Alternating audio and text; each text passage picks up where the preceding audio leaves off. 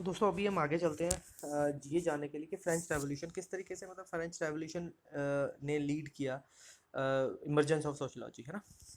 तो फिर अभी तक हम ये देख चुके थे कि जो फ्रेंच सोसाइटी थी उसके डिफरेंट एस्टेट्स हैं। तो मैंने आपको ये बताया था कि एस्टेट्स को कंफ्यूज मत करना आप लैंड के साथ, राइट। कि लैंड के एक फ्रेगमेंट के साथ। तो आपको क्या कैसे देखना है, इसको एक क्लास की तरह देखता है। तो मैंने आपको बताया था कि जो ये फर्स्ट क्लास थी ना, इसमें दो तरीके के थे। मतलब आपको ये नहीं सोचना कि फर्स्ट क्लास होंगी तो सभी ही इसमें एक्सप्लॉयटेटिव हो गए। तो जो सिर्फ जो हायर क्लर्जी होगी वो लाइफ ऑफ लग्जरी और ये देखेंगे कि मतलब ऐशो आराम ऐश प्रस्ती की ज़िंदगी। उसमें भी कुछ लोग होंगे जो कि लोअर पैरिश प्रीस्ट होंगे, जो बहुत ही ज़्यादा काम करेंगे और पॉवर्टी स्ट्रिकन होंगे, ठीक है। तो फर्स्ट स्टेट आ गई, आप हमेशा कंफ्यूज हो जाते हैं। फर्स्ट स्टेट बहुत कुछ इंजॉय करती है, तो उसमें भी आप ये क्लैरिटी कर ले, ठीक है, बहुत इंपॉर्टेंट है। उसके बाद सेकंड स्टेट कौन सी होगी, ये नोबिलिटी होगी। नोबिलिटी मतलब अब आप देखेंगे नोबल्स, आप इसका एक पैरेलल फीचर ना चहलगानी सिस्टम में देख सकते हो। तो आप तो मुझे वीडियो में बता सकते हैं, चलो यार मैं आपको इरिटेट नहीं करूँगा। तो मैं आपको बता ही देता हूँ, चहलगानी सिस्टम जो है ना वो इल्तुतमिश के टाइम पे जो आया है, वो भी एक एग्जांपल ऑफ नोबिलिटी सिस्टम ही है। तो ठीक, तो ये होते कौन से थे, इसमें भी दो टाइप्स हैं, ये आप जी याद रख लें। एक है नोबल्स ऑफ स्वर्ड और दूसरे होंगे नोबल्स ऑफ रोप। तो ये जो नोबल्स ऑफ स्वर्ड थे, स्वर्ड कौन सी मतलब जो हथियारों वाले कौन होते हैं, हमेशा बड़े जमींदार, ठीक है। ये इन प्रिंसिपल अगर आप देखें तो इनको ये माना जाता था कि जो भी लैंड इनके कंट्रोल में है वहाँ पे जो लोग रह रहे हैं उनके ये प्रोटेक्टर्स हैं। पर रियलिटी में ये क्या करते थे, ये पैरासिटिक थे, लोगों के हार्डवर्क के ऊपर जी रहे। अब इसमें भी जो बंदे होंगे ना, जरूरी नहीं सभी बिग लैंडलॉर्ड ऐसे होंगे। जैसे आप परमानेंट सेटलमेंट जब पढ़ेंगे तो आपको पता लगेगा कि कुछ ज़मींदार ऐसे थे जो कि एक्सप्लॉयटेटिव थे, बट कुछ ज़मींदार ऐसे भी थे जो उनके हितों की चिंता करते थे और उन्होंने रेवोल्यूशन में बहुत बढ़ चढ़ के हिस्सा लिया। तो खैर exceptions are always there, but in general इसने ये बताया कि पैरासिटिक थे। अब ये क्या करते थे, ये बिल्कुल शो ऑफ में बिलीव करते थे, है ना। और ये क्या करते थे, ये सोचते थे कि यार बस खर्चा पैसा कमाओ, खर्चो, लोगों का खून चूसो, और खुद कुछ काम नहीं करते थे। बस उनके पास लैंड था और एक स्टेटस था। अब इसमें भी बता रखा है ज़मींदारों के साथ इसका जो नॉर्मल कॉमन है। तो अभी हमने देख लिया। अगर आपको इस तरीके से लिखना पेपर में, एक जगह पे नोबल ऑफ द स्वॉर्ड लिख देना, दूसरी जगह पे लिख देना नोबल्स ऑफ द रोप। तो नोबल्स ऑफ द रोप क्या है, अब ये जो रोप थे ना, मतलब ये अब जमींदारी में क्या होता है, जमींदार का बेटा जमींदार, उसका बेटा जमींदार। पर यहाँ पे क्या होता था, ये टाइटल इनको मिलता था। जैसे आपने कोई कॉम्पिटिटिव एग्जाम क्लियर किया तो उसके बाद आप मैजिस्ट्रेट लग गए या एसपी लग गए। तो इस पीरियड में क्या था, फिर आपको क्या मिल जाएगा, मैजिस्ट्रेट और जजेस को एक नोबल ऑफ रोब मिल जाएगा, ठीक है। तो जैसे जजेस को इमेजिन कर ले, इसमें आप एक तरफ जमींदार को इमेजिन कर लेना, एक तरफ जजेस को इमेजिन कर लेना, ठीक है। इसमें आप देखेंगे ना तो काफ़ी बंदे कुछ प्रोग्रेसिव और लिबरल होंगे, है ना। तो क्योंकि रीज़न भी कि अब देखो ना, किसी ने कॉम्पिटिटिव एग्ज़ाम क्लियर किया होगा तो वो आगे आया होगा, तो ऑब्वियसली मतलब आपके मन में ये होगा कि हाँ यार, तो आपने अभी तक दो क्लासेस पढ़ ली, फर्स्ट क्लास और सेकंड क्लास। अब हम आप देखेंगे बॉटम वाली क्लास। तो इसमें क्या है, पीजेंट्स, मर्चेंट्स, आर्टिसंस, ये सब हो गए।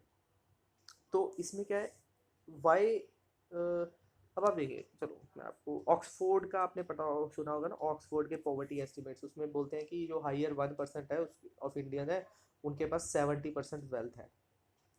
तो जो बाकी के 30% हो गए, उनके पास क्या होगा, राइट। तो यहाँ पे पर कैपिटा इनकम बहुत ही कम थी। और हैरानी की बात है, जो अपर वाली दो क्लासेस है ना, वो बिल्कुल टैक्स नहीं देती थी। जो सारा टैक्स था वो इन्हीं से लिया गया था, ठीक है। मतलब ये क्लर्जी और नोबिलिटी क्या करेंगी, कोई टेस्ट, जो कोई भी टेस्ट नहीं देगी। तो ये क्या करेंगे, फिर इसका रिजल्टेंट क्या है, जो भी काम कर रहे हैं वो ये कर रहे हैं, कमा ये रहे हैं, को खर्चा कौन कर रहा है, ऊपर वाले कर रहे हैं ना। तो फिर हैंड टू माउथ एक्सिस्टेंस वाला जो कंसेप्ट है वो यहाँ पे यूज़ किया जाता है। तो मतलब और एक तरीके से देखे ना, मतलब आप किसी को कुछ पे कर रहे हो तो उससे आपको कुछ तो मिलना चाहिए ना। क्या मिलना चाहिए, एटलीस्ट रोटी कपड़ा मकान। अब जब पीजेंट्स जो सारा काम कर रहे हैं उनसे रोटी कपड़ा मकान भी छीन लिया गया, तो उनके पास, बेचारों के पास क्या बचा, कुछ भी नहीं बचा यार। तो फिर लोग तो रिबेल करेंगे ही ना। और इसके साथ क्या है, इसके साथ आप मिक्स कर लो आइडियोलॉजी। आइडियोलॉजी किन की, जो ये वाले बंदे होंगे जो जैसे ना मर्चेंट, आर्टिसंस, ट्रेड और कमर्स की वजह से, कमर्शियल रेवोल्यूशन की वजह से जो लोग इमर्ज कर रहे होंगे, है ना। तो उनके ज़रिए मतलब एक इनको माउथ पीस मिल जाएंगे, है ना, माउथ पीस भी मिल जाएंगे, आइडियोलॉजी भी मिल गई, रेनेसेंस भी आ गई। तो फिर ऑब्वियसली ये लोग विद्रोह करेंगे। बट अभी भी देखो ये जब आप कलेक्टिव मूवमेंट्स पढ़ोगे ना तो आपको पता लगेगा कि बहुत सारी कंडीशंस चाहिए होती है और एक प्रेसिपिटेटिंग फैक्टर चाहिए होता है। तो प्रेसिपिटेटिंग फैक्टर होता है एक मेजर इवेंट जिससे कि सब लोग राइज कर जाए। तो अब हम आगे पढ़ेंगे कि ऐसा हुआ क्या जो प्रेसिपिटेटिंग फैक्टर आया। तो इसमें आप ये देख लें कि प्रेसिपिटेटिंग फैक्टर्स के बारे में बात कर रहा था। पहले इसमें थोड़ा सा एडिशनल चीज़ें दी हुई हैं मैंने, तो वो आप एक बार उसमें थोड़ा सा देख लें कि जैसे जो लोग ये नोट्स चाहते होंगे तो मुझे नीचे कमेंट फॉर्म में लिखें, तो मुझसे कांटेक्ट कर लें। मैं एक मेल अटैच कर दूंगा, तो इसी के साथ जो मेल होगी उस पर कांटेक्ट कर लें। तो ये जो मैं एक्सप्लेनेशन इसमें दे रहा हूँ ना वो सारी बहुत ज़्यादा एग्जॉस्टिव नहीं है। अदरवाइज़ जो मेरी अगली सीरीज़ आएगी उसमें मैं काफ़ी एग्जॉस्टिव पेपर 1 पेपर 2 की इंक्लूडिंग रियलिटी एग्जांपल्स, तो ये वो काफ़ी एग्जॉस्टिव होगी इससे काफ़ी ज़्यादा। तो आप ये देख लें कि चलो जो कंडीशन ऑफ मिडिल क्लास है या फिर मतलब इस टाइम पे वो कंसेप्ट आ गया ना। आप मतलब वो देख लीजिए वो जो कार्ल मार्क्स ने दिया था कि कंसेप्ट ऑफ बॉर्गियोजी और प्रोलेटारिएट। तो बॉर्गियोजी आप इनिशियल बॉर्गियोजी क्या बोलेंगे, मतलब मर्चेंट्स, बैंकर्स, लॉयर्स, मैन्युफैक्चरर्स। तो उनकी कंडीशन बेहतर हो गई। मतलब क्या, कौन सी कंडीशन बेहतर हो गई? आप अब आप देखते हैं कि दो तरीके की वो होती है, सेक्युलर और रिचुअल हायरार्की। तो हायरार्की के कंसेप्ट में ये दो होते हैं, एक होता है रिचुअल और एक होती है सेकुलर। रिचुअल तो रिलीजन और ये सब मतलब जो एक्चुअल में दिस इज, और सेकुलर में क्या होता है, सोशो इकोनॉमिक। तो सोशो इकोनॉमिक इनके पास जो है मोबिलिटी आ गई है, बट इनके पास अभी क्या है, रिचुअल नहीं है। तो मतलब रिचुअल क्या होगी कि पॉलिटिकली पावरफुल हो जाए, राइट। तो इनके पास क्या है, ये इनके पास ये तो आ गई है, मर्चेंट बैंकर की सोशो इकोनॉमिक डेवलपमेंट हो गई है, बट इनके पास पॉलिटिकल वो नहीं है। तो अब एक इवेंट आया कि प्राइस राइज हुआ है 1720 और 1789 के बीच में। अब ये हुआ क्यों है हम ये पढ़ेंगे। तो ये वैसे मैं आपको इन जनरल बता देता हूँ कि बहुत सारी वॉर्स लड़ी गई थी, और अमेरिकन वॉर लड़ी गई थी, और जो किंग था मतलब इस ये सब वॉर्स लड़ने के लिए बहुत ज़्यादा टैक्स इम्पोज कर देता था पीजेंट्स की तरफ। तो ये जो हम आपको बोले कि कमर्शियल रेवोल्यूशन आया, मतलब इसको आप कनेक्ट करें कमर्शियल रेवोल्यूशन से। अगर आप कोई भी आंसर, कभी भी क्वेश्चन आएगा ना फ्रेंच रेवोल्यूशन की, जरूरी नहीं है आपको मतलब फ्रेंच रेवोल्यूशन के अंदर ही, सबसे पहले आप वहीं से शुरू करोगे कि कमर्शियल रेवोल्यूशन आया, ये हुआ, फिर उसके बाद रिनेसेंस आया तो ये हुआ, ठीक है।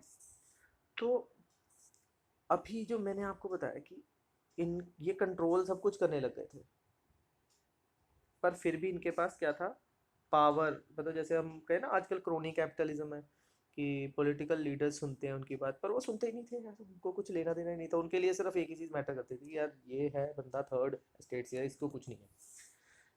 तो अब हम थोड़ा सा स्टैटिस्टिक्स अगर आप याद कर सकते हैं, ठीक है, मतलब इससे थोड़े से मार्क्स एडिशनल आए थे, मतलब एग्जामिनर को ये हो जाता है कि यार बंदे ने थोड़ा सा एफर्ट मारा है। तो फिर आप ये देख लें क्लर्जी और नोबिलिटी कितना होता था, मतलब फर्स्ट और सेकंड सिर्फ 2% पॉपुलेशन। कितना लैंड, 35%। और पीजेंट्स कितनी पॉपुलेशन बनाएंगे, 80%। कितना लैंड, 30%। तो आप हैरान होते हैं ना, मतलब कि यार जो लोग एक्चुअली काम कर रहे हैं उनके पास प्रॉपर रिसोर्स भी नहीं है। लैंड से ही तो सारी वैल्यू ओरिजिनेट होगी। जब उनके पास लैंड ही नहीं है तो इसका मतलब वो पूरा प्रॉपरली इकोनॉमिकली सस्टेनेबली और एफिशिएंटली रिसोर्स का यूज़ ही नहीं किया ना, रॉ मटेरियल का। उन्होंने तो बस जो उनके पास था उसी को किया। मतलब आप ये सोचे कि अगर उनको 100% लैंड दे देते तो कितना इंपॉर्टेंट हो जाता, और भी ज़्यादा रिसोर्सेज पैदा हो जाते हैं ना। तो ये मैं आपको ऑलरेडी भी अपना पॉइंट बता चुका हूँ। अब ये वाला आप समझ रहे हैं ना, मतलब ये तो ऑब्वियस हो गया कि मतलब नो टैक्सेस और टैक्सेस वाला। तो अब किन किन, अब अगर आप थोड़ा सा इस आंसर को और मॉडिफाई करना चाहते हैं तो किस तरीके से आप लिख सकते हैं कि tax, religious tax, feudal tax, income tax, poll tax, state tax, ये सब ये देते थे। मतलब आप ये सोचे कि क्या होता है, वैल्यू एडिशन होती है। आप पहले फार्मिंग में इनपुट्स खरीदते हो, फिर उसको बीते हो, फिर वैल्यू एडिशन होती है। तो वो वैल्यू एडिशन का जो मेजर हिस्सा है, मतलब लेटर से 95% हिस्सा वो तो यही ले जाएंगे। आपके पास कितना बचेगा, कुछ भी नहीं बचेगा, है ना। मतलब अगर इसी टाइम पे मैं कहूँ कि आपने कुछ प्रोड्यूस किया, उसका प्राइस राइज हो गया, तो जो तो प्रोड्यूस करता है चलो यार वो अपने लिए थोड़ा बहुत कुछ छोड़ देगा, पर जो जिसने प्रोड्यूस नहीं किया वो क्या करेगा, वो तो ऑब्वियसली मतलब खरीद ही नहीं पाएगा ना, क्योंकि पैसा ही नहीं है उसके पास, और टैक्स ऊपर से देना पड़ता है। तो इस तरीके से लोगों में विद्रोह होना शुरू हो गया। और दूसरा मैं आपको ये एक्सप्लेन कर चुका हूँ, जो लुईस सिक्सटी, ये जो डायनेस्टी है ये आप याद रखना, बर्बन डायनेस्टी, ये फ्रांस को रूल करती थी। तो ये क्या बिलीव करते थे कि मोनार्की में और divine right theory of Kings, तो मतलब ये थोड़ा सा स्टैटिस्टिक्स से याद करना चाहो ठीक है, वैसे मेरे को लगता नहीं 200 ये 200 ईयर्स के लिए रूल किया इसकी कुछ इंपॉर्टेंस है, पर लोगों को वैसे ही पढ़ते पढ़ते याद हो जाता है। तो पर्सनल राइट्स लोगों के क्या थे, नहीं थे, है ना। और किंग्स और नोबल्स के साथ क्या रिलेशन थी, एक्सप्लॉयटेटिव रिलेशन थी वो एक्सप्लॉयट करते थे। जुडिशरी के क्या हाल थे, जुडिशरी जो थी ना वो किंग के हाथों में थी, मतलब किंग उसे बोलते उसने गलती की है तो की है, चाहे उसने की है या नहीं की है। अरेस्ट, अब आप देखें इस आर्टिकल 22 हमें अरेस्ट से वो देता है आज़ाद, वहाँ पे कुछ था ऐसा रूल नहीं, मतलब बेसिकली किंग जो चाहे वो करे, राजा राजा है यार। और एक और सबसे बड़ी बात बताओ, राइट टू इक्वालिटी नहीं था। अब आपको क्यों बुरा लगेगा, अगर आप गरीब हो चलो आप हो सकता है सह भी लो, पर जब आप देखोगे आपका पड़ोसी गरीब नहीं है, हालांकि तुम दोनों सेम काम करते हो, तो फिर तुम्हें लगेगा ना, तो फिर तुम्हारे मन में वैसी आएगी, तो हमेशा हमारी कंपैरेटिव थिंकिंग होती है। तो अब एक और फैक्टर मैं आपको बताता हूँ वॉर का, जो मैं ऊपर बता चुका हूँ, पर मैं स्टिल थोड़ा सा ना इसमें मैंने इंक्लूड किया हुआ, तो मैं आपको थोड़ी सी लेआउट देता हूँ कि एक लुइस 14 किंग है, इसने बहुत लड़ाइयाँ लड़ी, ठीक है। लड़ाइयों से क्या होता है, तुम्हें खरीदना पड़ता है, हथियार वगैरह खरीदने पड़ते हैं ना, टैक्स इम्पोज करना पड़ता है लोगों को, तो इससे क्या होता है कंट्री के जो कॉफर्स होते हैं वो खाली हो जाते हैं। मतलब इसने इतने खाली कर दिए कॉफर्स कि 1715 की बात करो तो फ्रांस बैंकरप्ट हो गया था। और मतलब ये एक्सपेक्टेड होता है ना, किसी ने बैंकरप्ट किया तो कोई उसे उससे कुछ कुछ मेजर्स उठाएगा जिससे कि इकोनॉमी फिर से बूस्ट हो जाएगी, पर लुइस 15 ने क्या किया भाई, उसने तो बोरोइंग ले ली कि हाँ मतलब यार उसने इधर उधर से बैंकर से, मैंने आपको बताया ना बैंकिंग सिस्टम पहले ही आ चुका था कि रिनेसेंस के पीरियड में, तो फिर इसने क्या किया, मतलब इसने बैंकर से उधार लेके अपनी इकोनॉमी शुरू कर दी। मतलब इसका रीज़न एक ये भी देखा जाता है, उसने किंग लुइस 15 ने अपने आप को कंपेयर किया 14 से, उसने कहा यार वो कुछ वॉर जीत नहीं पाया या जीत पाया होगा तो मैं फिर उससे ज़्यादा वॉर जीतूँ, तो मतलब उसने ये सोचा ही नहीं ना कि यार लोग हैं, फाइनेंशियल क्राइसिस से बीत रहा हूँ, लोग हैं तो यार मतलब मैं कुछ तो अच्छा ही करूँ ना। तो इसी मतलब चीज़ में डिकोटॉमी में वो चला गया और लुइस 16 आ गया बेचारा। तो कोई आपको पूछे कि क्या लुइस 16 की ही गलती है, तो आप क्या बोलोगे, नहीं 14 का अपना रोल है, 15 का अपना रोल है। तो इसने क्या किया, इसने एक बैंकरप्ट गवर्नमेंट आई उसकी, और उसकी वाइफ की मैं आपको डायलॉग बताता हूँ। जब ये लोग मार्च कर रहे थे ना, मतलब उसके फोर्ट की तरफ कि यार ब्रेड दे दो यार, खाना दे दो, इसने क्या कहा कि अगर ब्रेड नहीं है तो यार केक खा लो, क्योंकि उसे पता ही नहीं था कि लोगों के पास चलिए लेट अस सी, मैं मतलब इमोशनल फील करना चाहता हूँ, चलो। तो अब इस टाइम पे हम लोग थोड़ी सी ना इंटेलेक्चुअल डेवलपमेंट्स देख लेंगे कि क्या हुई है, वैसे मैं आपको थोड़ा सा बता चुका हूँ कि कौन कौन सी थिंकिंग है, इसको आप पॉलिटिक्स के चैप्टर्स में भी कर सकते हैं, तो बी कॉशियस है ना। तो बस, तो इस टाइम पे क्या है, ये हम ऑलरेडी पढ़ चुके हैं, एज ऑफ रीज़न आ चुका है, ठीक है। मेजर फिलोसफर्स हैं, उनके आइडियाज़ ने फ्रेंच पीपल को वो करना, इन्फ्लुएंस करना शुरू किया है, ठीक है। तो रैशनलिस्ट बिलीव दैट, चलो। तो हम अब हम ना कुछ कुछ नाम देख लेंगे, हम किस तरीके से उसको उनको यूज़ करेंगे।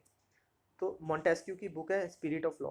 देखो इसी पीरियड में आप ये देख रहे हैं ना कि law, justice, executive power, legislative सब लोग किंग के हाथ में है। तो इसने कहा कि डिवाइस होनी चाहिए, मतलब जैसे किंग का काम, चाहे लेटर से कि किंग लेजिस्लेटिव रोल कर रहा है तो वो जुडिशियल रोल रख रहे, तो he was against the concentration of powers, ठीक है। तो आप कोई, उसके बाद आप देखें अब हम आगे जाते हैं, लॉक, लॉक है ना, बहुत मशहूर है, मतलब ये फंडामेंटल राइट्स में आप यूज़ करते हैं। इसने कंसेप्ट दिया इन एलियनेबल राइट्स का, ठीक। तो मतलब मैंने इसे ऐसे याद किया हुआ है, आप देख लीजिए। तो PLF,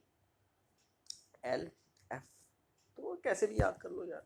तो P for property, L for live life, और F फॉर फ्रीडम। तो मतलब बेसिकली समझ गए, ये 21 आ गया, ये जो ख़त्म हो गया आर्टिकल 31 आ गया, और ये आ गया 19 आ गया, है ना।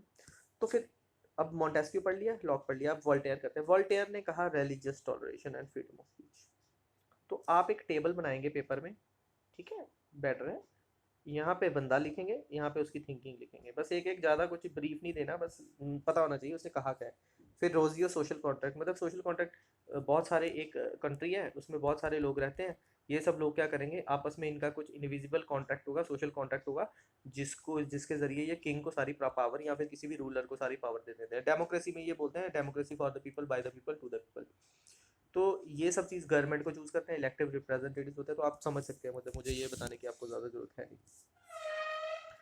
तो इसके बाद मतलब आप ये देखें ना कि अब ये तो हो गई ना कि आप इन जनरल कौन सी एग्जांपल्स दे सकते हैं। अगर आपको और आगे जाना होगा तो यार आप मतलब इंडियन थिंकर्स की भी एग्जांपल देते ना कि कौन कौन से थिंकर्स आएंगे, जैसे वो हमारा इस टाइम पे क्या चल रहा है, 1780s के टाइम में क्या चल रहा है, तो आप कुछ कुछ थिंकर्स ले लें, है ना।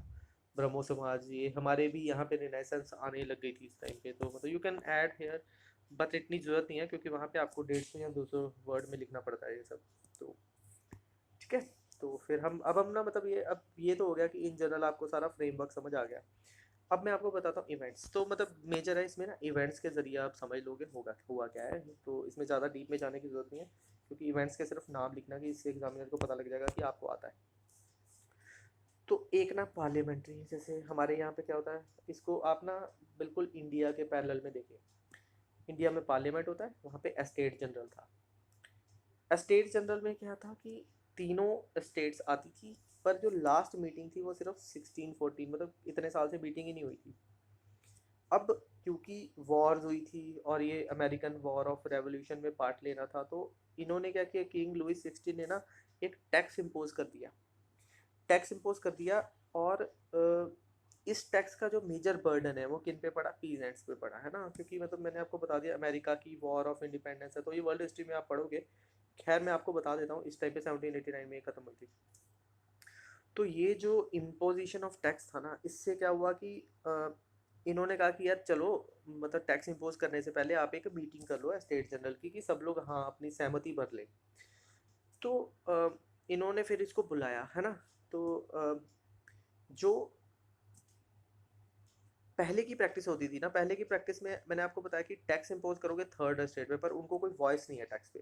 तो इस बार जो थर्ड स्टेट थी ना, वो बैंकर्स, मर्चेंट्स और ये सब लोग जो सोशल मोबिलिटी ऊपर आ चुके थे, तो उन्होंने मतलब कहा कि यार हमें भी यार वोट करने की पावर मिलनी चाहिए, हमें भी बुलाओ, ये गलत बात कर रहे हो। तो फिर क्या किया, बाकी दो स्टेट ने क्या कहा, मतलब जैसे कास्ट सिस्टम में होता है राइट, नहीं हम नहीं करेंगे। तो फिर इन्होंने क्या किया, इन रिटर्न में पहले तो रिफ्यूज़ल हो गया, फिर थर्ड स्टेट ने ना एक नेशनल असेंबली बनाई है। नेशनल असेंबली, अब नेशनल असेंबली में कौन कौन होगा, मिडिल क्लास लीडर और कुछ लिबरल माइंडेड नोबल्स। तो ये आए, इन्होंने एक वर्सेलीज की जगह है, तो वर्सेलीज की एक हॉल है, ये बहुत इंपॉर्टेंट है यार, आपको याद हो जाएगा, जैसे फर्स्ट वर्ल्ड वॉर के भी ट्रीटी ऑफ वर्सेलीज हुई थी, तो आपको ये याद हो जाएगा। तो बस आप ये याद रखना, थर्ड स्टेट वाले मीटिंग करने आ गए वर्सेलीज पे। इनके साथ बुरा क्या किया, इनको ना बंद कर दिया कमरे में।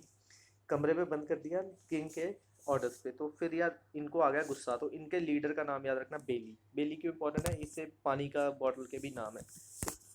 तो बेली ने क्या किया, नेक्स्ट बिल्डिंग में चले गए जहाँ पे एक टेनिस कोर्ट था, तो यहाँ पे इन्होंने क्या किया, टेनिस कोर्ट, और इन्होंने कहा यार एक ऐसा कॉन्स्टिट्यूशन बनाना है जिसमें हमारे जो हक है उनको कोई छीन ना सके। तो करते करते आपको बैकग्राउंड पता लग गई, पॉलिटिकल ही इशू से शुरू हुआ था, अब ये कहाँ आ गया, जुलाई 14 1789। ये डेट को बहुत इंपॉर्टेंट माना जाता था। इसमें इन्होंने क्या किया, एक ना बेस्टिले, मतलब फोर्ट है एक, थू थू थू जैसे उसके दरवाजे पे आके थू थू थू सबने किया। तो था ये फोर्ट एंड प्रिजन, तो जहाँ पे मतलब लोगों को अप्रेस किया जाता था, कोई भी रूलर के अगेंस्ट कुछ भी बोले तो उसको वहाँ पे रख देते थे। तो इसमें क्या था, कुछ मिडिल क्लास के लीडर्स थे, उन्होंने उसके जो प्रिजन था उसके दरवाजे तोड़ दिए और लोगों को रिहा कर दिया जो वहाँ पे रह रहे थे।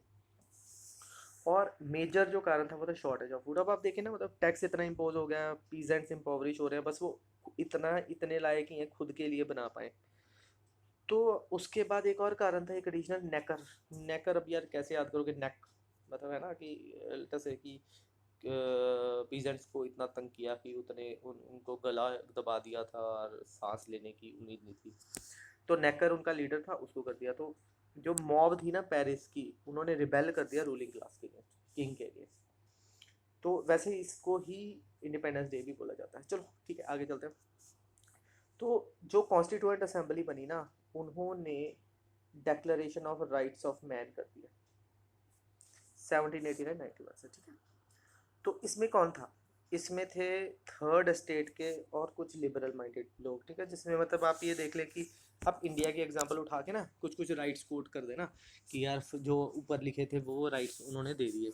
और इन्होंने स्पेशल राइट्स और प्रिविलेजेस जो क्लर्जी के थे वो दे दिए। फिर किंग का जो डिवाइन राइट था उसको खो लिया। फिर सोशल और इकोनॉमिक चेंजेस लाए, है ना। तो अब आप एक ये जो स्टेटमेंट मैंने ऐड किया इसको कोट कर देना। तो ये जो स्टेटमेंट है इसमें सीधा सीधा लिखा गया है कि they have the right to choose their government, मतलब democracy, and to resist oppression, तो मतलब freedom of speech and expression. फिर पर्सनल लिबर्टी वॉज गिवन, तो life, right to life and liberty हो गया। तो ये आ गया आर्टिकल 21। तो एक तरीके से जो सर्फडम और डेस्पोटिक रूल था उनका, तो वो चीज़ों को एंड करने की कोशिश की गई है। अब क्या किया है, अब इस टाइम पे किंग को डिपोज कर दिया गया, उसकी वाइफ को डिपोज कर दिया गया। तो किंग के पास, अब याद रखना, यूरोप में कुछ भी किंग रूल किसी भी कंट्री में करते थे ना, उनका लिंक होता था, उनके भाई, चाचे, मामे, ताए, मम्मियाँ, मतलब जॉइंट फैमिली थी, वही रूल करते थे। तो उसने क्या किया, उसने क्रॉस करने की कोशिश की, ये बहुत बड़ा ब्लंडर कर दिया किंग ने। उसने फ्रांस को छोड़ने की कोशिश कर दी, पर फ्रंटियर पे उसको पकड़ लिया, उसको वापस लाया गया, और उसको, मतलब एक तरीके से बाद में आप देखोगे उसको हैंग भी कर दिया गया। पेरिस में एक नई लेजिस्लेटिव असेंबली आएगी जो फॉर्म होएगी, उसमें दो बहुत रेडिकल ग्रुप, रेडिकल होता है यार रेवोल्यूशनिस्ट टाइप के, मतलब जो कोई, जिनके लिए मीन्स का कुछ नहीं है, बस एंड पर्पस सॉल्व होना चाहिए उनका। तो इनका नाम याद रखना, जिरोंडिन और जैकोबिन। तो इन्होंने किंग को ट्रेटर कर दिया, और ये चाहते थे कि मोनार्की को डिस्ट्रॉय करके, अब यहाँ पे ना देखो, यहाँ पे इससे पहले एक टाइम पे ये एक कॉन्स्टिट्यूशनल मोनार्की की तरफ जा रही है, जैसे यूके में होता है। पर इन्होंने तो बिल्कुल ही कॉन्स्टिट्यूशनल मोनार्की को ख़त्म करके बिल्कुल रिपब्लिक पे जाना चाहते हैं। अब आप ये देख लें, बीहेड कर दिया किंग को, फिर उसकी वाइफ को भी मार दिया, और इस पीरियड को क्या कहते हैं, रेन ऑफ टेरर। और ये जो जकोबिन्स और जिरोंडिन्स है ना, इनके खिलाफ जो भी आवाज़ उठाएगा उन सबको क्या कर देंगे, ये गिलोटीन। गिलोटीन जो है वो इस तरीके का होता है, यहाँ पे एक ब्लेड है, वो करता है, ये धागे को तोड़ते हैं, यहाँ पे गर्दन होती है, नीचे गिरता है, गर्दन अलग। उसके बाद रेन ऑफ टेरर भी 3 साल ही चला, मतलब कुछ भी ऐसा कुछ बहुत बड़ा, ये जो लोगों पे अन्याय करोगे तो कितनी देर चलेगा, मतलब there will always be some time जब तक वो चलेगा। उसके बाद डायरेक्टरी आ गई, ठीक है, डायरेक्टरी आ गई, उस डायरेक्टरी में भी 4 साल चली, और एक लड़ाई, इनमें भी डायरेक्टरी में ना सभी इक्वल थे, तो इनमें पावर को लेकर लड़ाई चलती थी, जो आजकल भी होती है। तो एक आर्मी का ऑफिसर था जिसको कॉर्सिका, कॉर्सिका ना इटली के नीचे ही एक टापू टाइप है, तो वहाँ पे आप देख लें। तो कॉर्सिका के रीजन से एक था, इसने क्या किया, इसको मौका मिला, और जैसे मिलिट्री ओवरथ्रो नहीं करते, जैसे आप अफ्रीका में पढ़ोगे तो सूडान सुदून में होता रहता है ये सब चीज़ें। तो इन्होंने क्या किया, इन्होंने ओवरथ्रो कर दिया डायरेक्टरी को, और अपने आप को डायरेक्टर बना लिया। और इसने, मतलब अब लोग क्यों इसे फेवर करेंगे, आप देखो ना, कभी रेन ऑफ टेरर आ रहा है, कभी कॉन्स्टिट्यूशनल मोनार्की आ रही है, कभी किंग की गर्दन उखाड़ी जा रही है। तो मतलब लोग फ्रस्ट्रेट हो गए होंगे ना, तो लोगों ने कहा चल यार, अब कोई भी कुछ भी देगा तो हम उसकी तरफ हो जाते हैं। तो इसने कहा मैं जी आपको स्टेबल गवर्नमेंट दूंगा। और इसका आपको ये भी देखो ना, ये चीज़ देखो कि लोग इतना फ्रस्ट्रेट हो गए कि उनको, उन्होंने, चलो कोई डिक्टेटर ही सही पर चुन लेंगे, जैसे हिटलर को चुना गया, इसकी एक मैनिफेस्टेशन ये भी है। तो अब हम रिजल्ट देख लें, तो रिजल्ट इसका यही है, आपने देखा कितनी टर्मोइल आई है। वैसे तो फ्रेंच रेवोल्यूशन को ऐसे गिना जाता है, जहाँ से शुरू हुए वहाँ पे ही ख़त्म हो गए।